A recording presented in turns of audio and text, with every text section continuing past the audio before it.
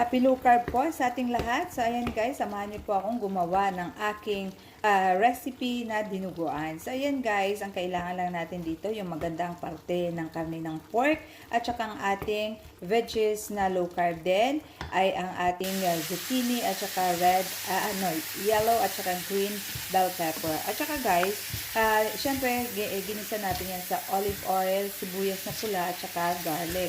Naglagay din tayo ng powdered black pepper, asin at saka herb de Provence.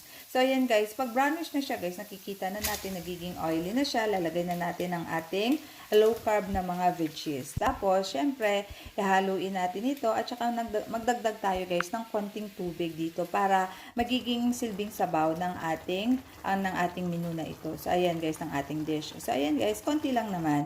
Tapos, lalagay na natin ito ang ating dark sausage. Ito na guys ang magpapalapot ng ating sabaw. So, syempre, hahalu-haluin natin ito. At saka, ang maganda dito guys, sa karne na binili ko dahil maganda yung kanyang, tawag na ito?